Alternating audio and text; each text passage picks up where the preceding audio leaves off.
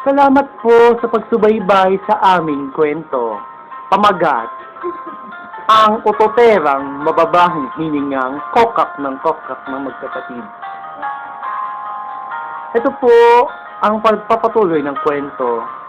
Timengay po nang malaman niya na siya pa rin ang pinakamabahong hininga sa lahat. Siya po ay nagdesisyong mag-exercise upang matunawan mabuti at bumaho ang kanyang hininga. At sa pangyayaring iyon, nakita siya ng kanyang kapatid na si Angel at walang kunya-kunyaring gumaya ito sa kanya. At sila ay nag-away.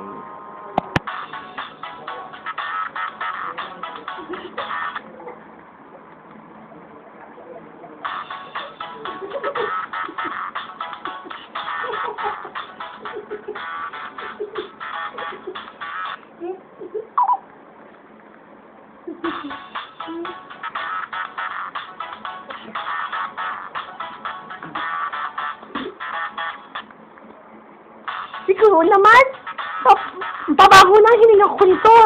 Kahit pa ako sa'yo na saya, nakakangawit na. Ang alam ko, sabi sa akin ng kaibigan ko, kapag wala na naman ang aking tiyan at natulo na lahat, puro asid na nalaman, baka mamaya kung sino kausapin ko, matunaw na sa sobrang baho ng hininga ko. Angel! Tama dito! Bakit na naman po, ate? Hindi ka naman po kayo pinapakilaman. Amayin mo nga kung ano ng hininga ko. Baka mamaya mas mabaho yun sa'yo, nakakaindihan na. Lumapit ka nga sa akin, ate. Amoyin ko yung bango ng hininga mo. Lumapit ka, bilis. Ay, te! Anong pangalan ko, ate?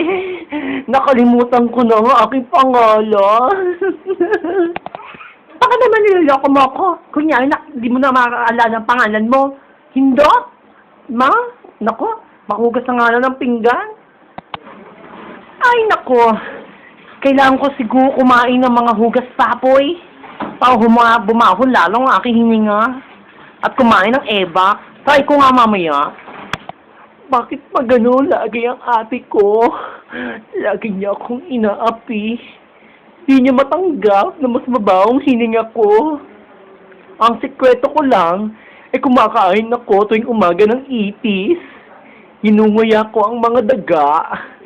At dinidilaan ko ang puwet ng aking ama. Siyempre, hindi kayo magsisipilyo. O ano guys, sundan nyo ang part 3.